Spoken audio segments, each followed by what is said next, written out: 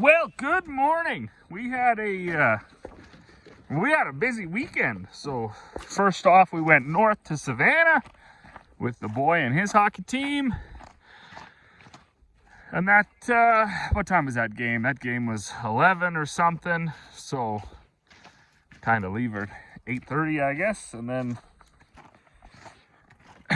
play for an hour, come back, and you're already kind of late in the day, so you don't get a whole bunch done. And then the next day, Sunday, we had the daughter in Grand Cache, and that was, I think, a 12 o'clock game. So same thing, leave around 8:30. Actually, Buddy stayed with his grandpa, so he didn't join us for that one, which was fair, I guess, because Emmy, the day before when Buddy was playing, she went with her auntie to town. So them couple hour car rides are a little bit much sometimes for the little ones. Although the littlest one, she came with us for both games. She really liked that. So I guess some kids like the car ride, some kids don't. Boxes and boxes of stuff showing up here. We got new cylinders for the backhoe, for the brakes. So that's kind of all right. It's nice to be able to stop when you're trying to load something into the back of somebody's $120,000 pickup. We also had, I don't know, there's lots of stuff went to the house. I'm not too sure what all that stuff is. Got just a mess around here. Mind you, this shop has basically been this way for the last year and a half. Lots of kids' things, lots of stuff in the way, all over the place. Now this machine here, I'm gonna try to get at this quick. Hopefully I can have the fuel pump changed in an hour. So I am pretty much convinced that it is in fact making oil. So sometimes you think, well, maybe it's at an angle, or maybe, you know, so maybe the dipstick's reading a little high. But I did drain a little bit out, and now not much. You're talking like a few milliliters, really, or a few hundred milliliters, I guess. But because the thing doesn't hold much oil anyways, right? So I drained some out, and then I ran it for another week or whatever, and it had basically gone back to where it was after that initial oil change. So we can be pretty confident that it is actually making a little bit of oil. And I was messaging one of the mechanics that had worked on this before, and it's interesting. So just tossing around ideas and just talking about things, you almost get it figured out. So lots of guys were like, could be bad injectors, could be bad seal in the pump, so on and so forth. And then I sent the one picture. So we had done the fuel pump on this, actually. One of the first times Mr. Farming with Treasures was down here, I was doing the pump, and he was digging around in it with his knife, and we pulled a big gob of goop out of the inlet side of this pump. There was a screen in there, and it was plugged right off. So this is the original pump that was on there, and yeah, we bought a new one. In fact, this was the number of the pump, and we put it on in place, even though this one was probably still good. It was just plugged up. So what I'm gonna do is change this one back, because I think what has happened is the seal went inside this pump that's on there, because this goes right into your engine, right? This drives off your crank. So if that seal in here is leaked, the fuel can just dump right into your... And that's most likely the problem, is what I'm getting at. It might not be, but it most likely is. So that's what we're going to do. I'm going to find myself some coveralls and a light and a little bit of a cardboard or something to lay on, and I'm going to crawl under there, and we are going to see if we can just quickly get that pump off of there. I know it's not a big job. A couple little wrenches, and off it comes. So that's what we're gonna do. Just 4 bolts holding on there. This one came with a new gasket, or actually 2 or 3 gaskets in there, so that was nice. So I don't have to cut a new one of those, and we will, yeah, then we'll get running this thing. Got a few folks coming for feed and molasses today, so I want to get this done before they show up. All right, so I do have that one out. I was trying to look here to see which one was the new one, which one was the old one, blah, blah, blah. I don't know. I don't know how to test these things. I don't know. Like if you could just put air, say, to one port and see if it was bubbling out. I don't know how that all works, but this is, I think this was the original one. It had a different-ish screen down in there. This one, I don't remember what it had. So I got to take this piece out, swap it over, and then I'm going to bolt this on real quick and quit gabbing. I'm not going to change the filter because there's only 100 hours on the filter. But I am going to drain the oil and put all new oil in it. And hopefully it runs, it starts, it does all it's supposed to do. Gotta find a wrench here. Oh, there's $2.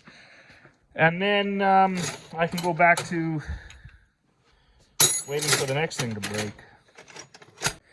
All right, old one's on the bench. I do want to peel this off because there is you can pull a screen out there. So I want to see if there's anything in it.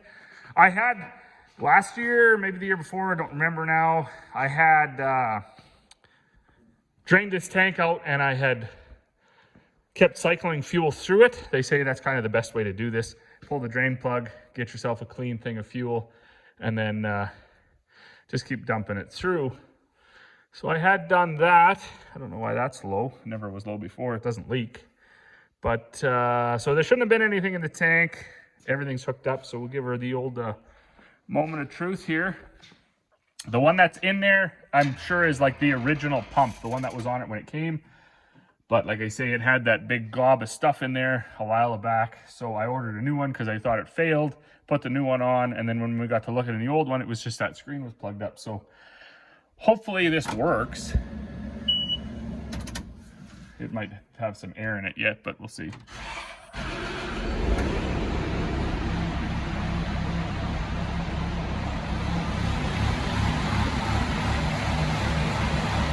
Couple of puffs. That usually goes away right away. We'll let her cycle a little bit, and then I'm going to drain that oil out and put fresh oil in. I'm not sure what's happened with the hydraulic oil. Might need a little bit, I guess. I know things like if the cab isn't straight, should be better. Those rams actually take up quite a bit of oil, right? They're pretty scooping rams. So if they're not right, of course these guys, they're all full of oil. They creep down over time. I'm amazed always at how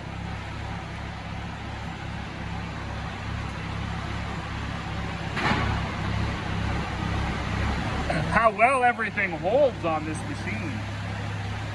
But anyways, I'm pretty happy with that. Doesn't seem to be running rough or anything, so I'll let it run for 5-10 minutes, drain that oil out.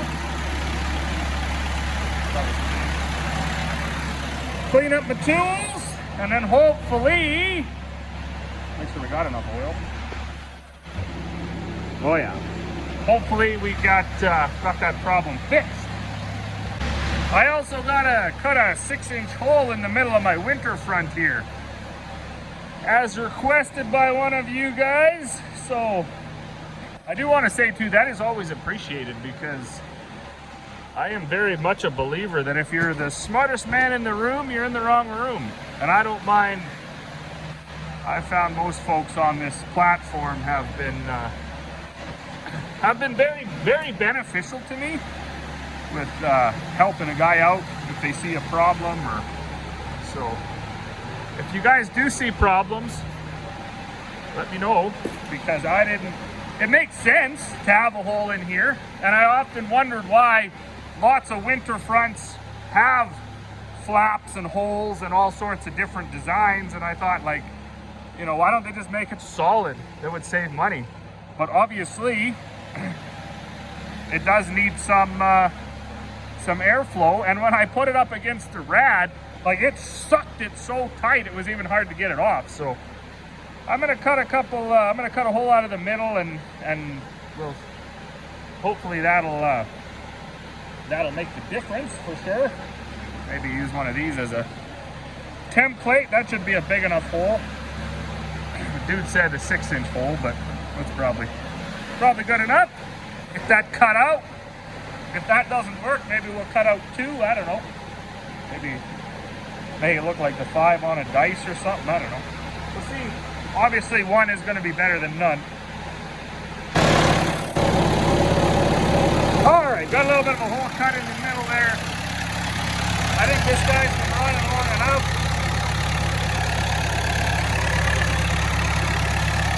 Haven't been using or losing any coolant, so that's a win. And then we'll get this thing draining. Hopefully we can get a good shot of fresh oil in there before the first guy comes for all their molasses and stuff. Maybe switch that cage is no good, and the bladder that was in this cage was no good. So we do that quite a bit around here. You gotta switch them out, make one good toad out of 2 no good toads.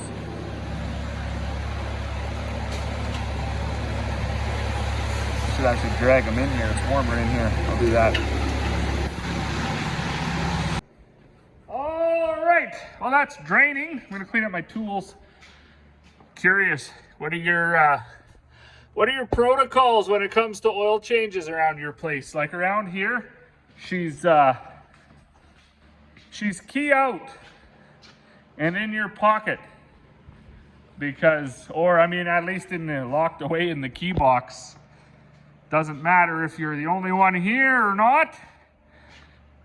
There's so many times a guy fires something up and he's not paying attention or whatever, and you get in a rush, you back over one of these totes. I've done that many times. Put them right here, forget about them, jump in, back up. So if that happens, you can also assume you'll forget you're draining the oil, and then someone pulls in and you jump in, you start it up, and bam, now you're out tens of thousands of dollars and lots of time. So we are always key out. No excuses anytime there's changing oil or working on something or whatever. And it does get frustrating from time to time, especially if you're changing oil out in the yard. You forget the key and you walk back and forth 5 times to get it once the job is complete. But that is a minor inconvenience that we're willing to take to ensure, as much as we possibly can, that things are going to be back in running order before they're started. So let that drain out a bit. Should have used a different pail. That was a clean pail. I think that was for washing windows, but I was too lazy to walk over to the used oil area and grab one. All right. Tools. I also wonder too, what's the best way to say to like flush out your oil pan? Because if you've been watching this channel for a few years, you will know old Loretta here, she spent some time in a coal mine. And I'm pretty sure every nook and cranny of her was full of coal dust. I'm sure including the oil pan. So you put fresh oil in it, and within a second, it's blacker than the inside of a coffin on a moonless night.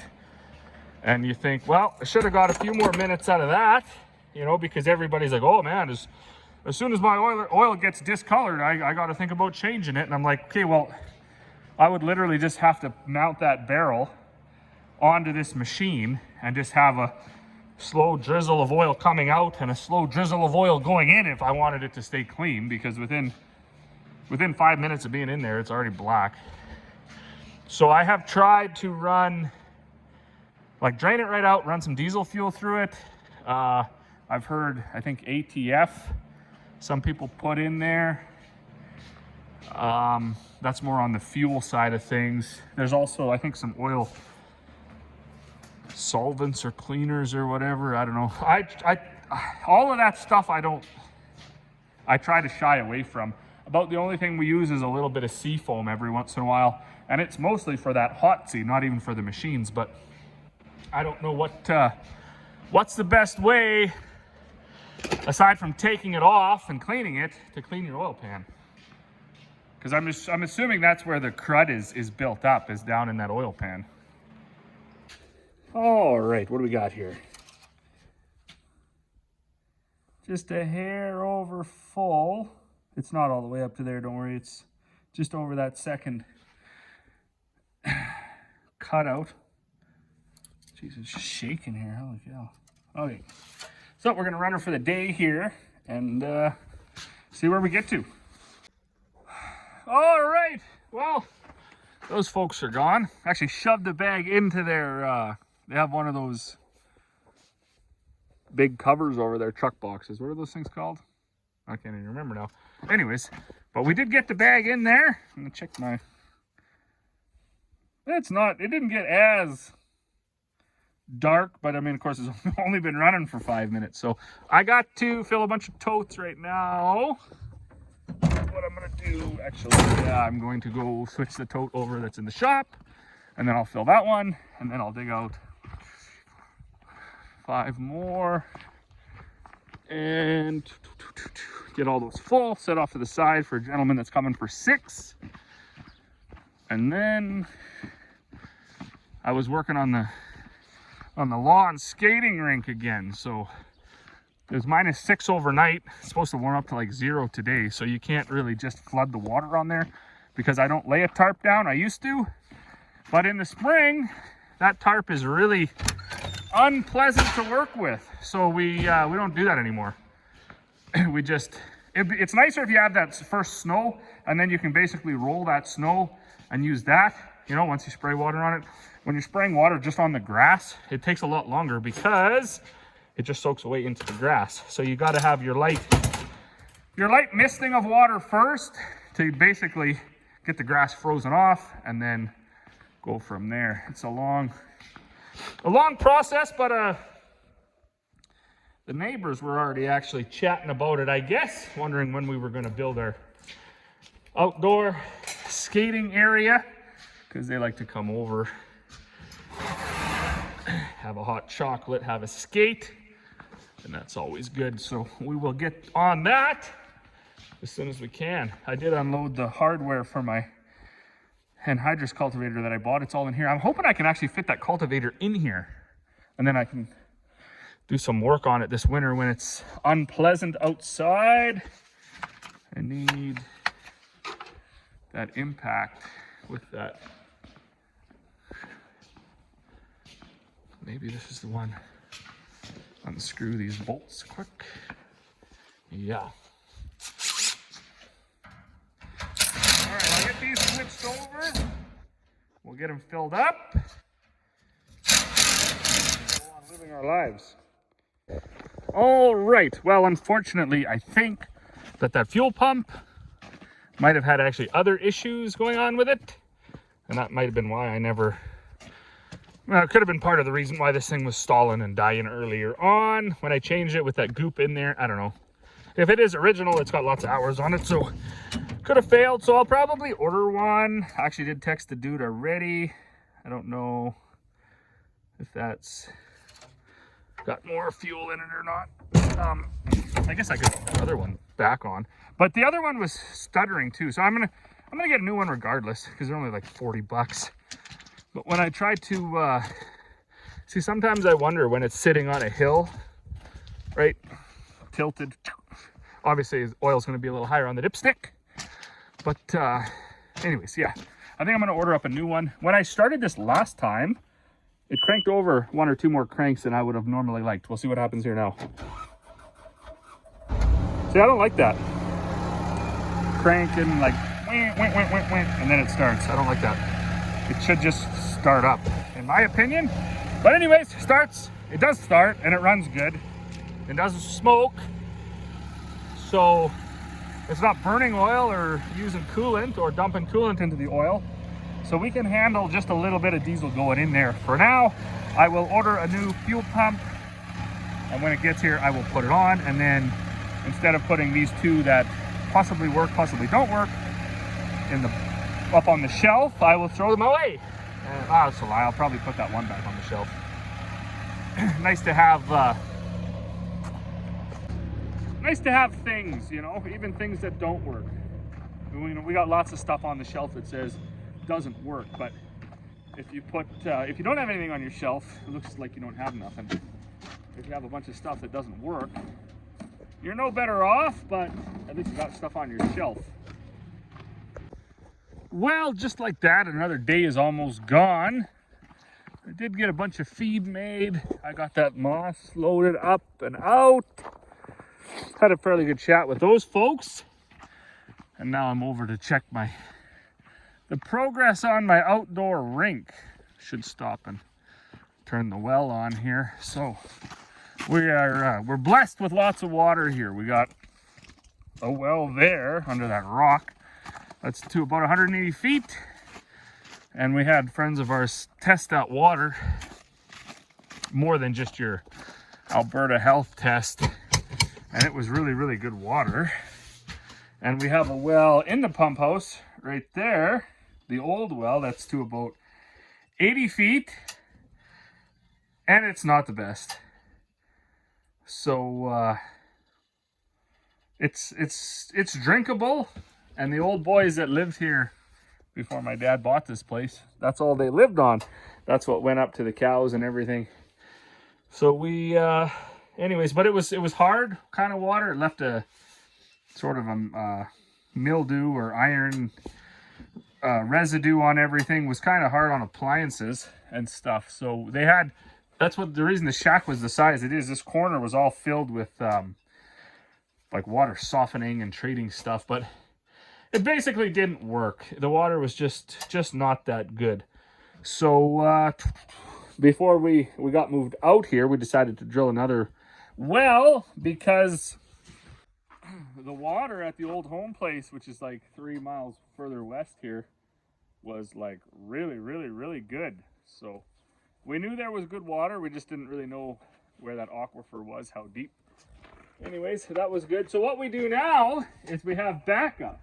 So if our well ever quits, the one that's coming out of here, whatever, I don't know what I'm pointing, that green pipe there, that big blue hose, if that ever quits, we can just come over here and quickly disconnect and reconnect and hook right up to our old well and get going.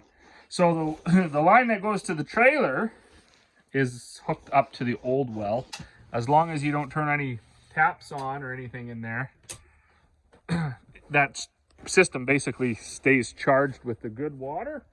And the reason it's onto the old well is so our new well doesn't have to keep pumping and pumping and pumping. Well, we have the 1-inch line out on the lawn going to try to make ice.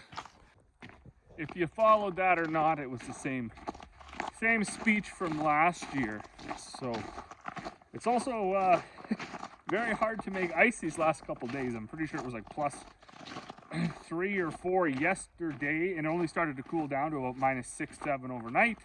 And even now, it's only -3. So all I'm basically getting done here is filling up the low spots. Also, as you can imagine, the old bachelors that lived here, they didn't really care too much about aesthetics and visuals. So they didn't do a whole bunch of landscaping and things like that. So they didn't worry if the lawn wasn't level. I mean, we built this deck, I think a year before we moved into the trailer, before we built our house. I mean, there was just a door here my whole entire life. A door to nowhere, because the old boys, well, they didn't need it, right? They weren't sitting on the deck. They pretty much worked. So they woke up, they went to work, They came in, they had lunch, which was usually one of them like ready cooked hams or whatever. They always had that in the fridge. And then a small one too. I don't know, it wasn't even big. And then like bread, cheese, butter. I don't know what they cooked for dinner now that I think of it. One thing they did have loaded up was boxes of Smarties though. So we were always, oh, see, that ice isn't even hard enough yet. It broke right through with my boot. This is gonna make for a very uneven surface. Anyways, back to the Smarties. Yeah, they were always loaded up with Smarties. Like they had Smarties for days for us when we got out here. But yeah, as far as their actual eating, I don't know what they, oh, a little bit of ice in here. I don't know what they had for supper. Well, good morning. -10, but check it out. Found some shiny new gloves. Must have been left over from last Christmas, I guess. That's kind of a win. Those the leather gloves that I was using, they got wet a couple of times due to our spraying a lot of water over here. So they are currently on the heat register drying out, and I'm gonna come over here. So we have been trying to get the low spots filled up here on the lawn so the kids can do their skating after school. They kind of like to do that. So we do go down to the rink on Sundays when they have their public skating, but kids also like it when they can just come out here and skate. So I had left the water going last night. It was just basically trickling, and as you can see, it's quite a bit more than it was the other day. One problem you run into though is it just channels underneath the ice quite a bit. So you end up with this rotten-ish ice on top that doesn't freeze. But that's okay, because all we were trying to do was get all these low spots filled in. So I'm not going to spray any more water over here, but what I am going to do while it's -10 is spray a bunch of water over here, because we don't have that base of snow that I had like last year and even the year before yet. It was like, there is no snow. You look out, there's just stubble, right? You can see the dirt. So not good for 2026 moisture for sure, but of course it's early enough in the winter. I definitely don't want to walk over here because this is not frozen yet, and I don't want to make footprints there. But I'm going to get the water fired up and the hose, and I'm going to spray all the grass, because with that no snow to make a base, we have to make the base ourselves. Because if you just put a whole bunch of water on the grass, it actually just goes away. So let's get that happening. Well, folks, we're here in the big city. Just got our auction winnings picked up. Got that little forklift for in the shed, and then I don't know why we bought that roll of rubber. I don't know what our thoughts were with that. We do need a couple pieces for the kids' skate shack, so they don't where to put my keys, so they don't mess up their skates. But other than that, I don't know what we'll do with the rest of it. Maybe make a feeder. But now I got to go do my civic duty. A little volunteering, anyways. So we were selling some tickets for our Height Arena, and they got us a little table set up at the Canadian Tire here. So we'll go do that for a few hours, see how much money we can make. I know they need, like, the whole project is like $1 million, so we'll see what we can generate here today. Well, good evening. I'm not even sure what time it is. Probably 6 o'clock. I got a watch on here. Hold on. It's actually 6:45. So I was just out, and we have the base done for that outdoor rink. So now what a guy basically needs is like a really quick flood. It's about -16 now, so you don't really have time with a garden hose anymore. It freezes too fast. So 2-inch water pump, 1,200 gallons. It is a big space that we're doing. We're actually trying to build up that northeast corner of the lawn. That's the lowest spot. We got to build that up probably 8 inches to a foot. It'll be like thick of ice there, and then the rest will be that, I don't know, half inch or so by the time we get to the south. So anyways, we bring it in here, we fill it up. It's also good, you leave it overnight, it warms up a degree or two. That little bit warmer water helps melt out the bumps.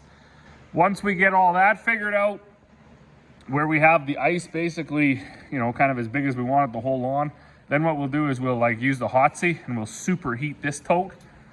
Like 250 gallons. We'll heat it up as hot as that Hotsy can get it. And then you flood that 250 gallons across the whole thing with like really, really hot water, and it melts all of the bumps, makes really nice ice. This guy, we couldn't get it running, didn't know why. Then we checked, and in fact, there was no propane. So obviously that was the issue. Dad took that tank in, or at least that was the issue so far. Dad took that tank in and got it filled. So got the battery charger on it, got it in here. Kind of a cool little unit. A little bit smaller actually, dimensionally than I thought. But it should work out in that shed, right? And then of course, a guy could even use it in here for moving these chemical totes around in here. Not that this is a very big shop, but when you're trying to get the chemical totes in here with this telehandler, you don't have any dexterity. You can't get it against the wall or nothing like that. Now with this little guy, we should be able to get them picked up and stacked in tighter. But for me, that's gonna be it. I do have, it takes about 3 hours to fill this tank with that 1-inch hose. No, it doesn't. It takes about 2 hours. And if you hook it right up to the well, it takes about an hour and a half. So in 2 hours, I will come back out and I will go flood that ice one more time before we're done here. It is super foggy. It is super cold. The hoarfrost is just incredible. It's going to be absolutely beautiful tomorrow morning. We got a couple hockey games to attend tomorrow, and that'll be that. So as always, thanks for watching, and we will see you all on the next one.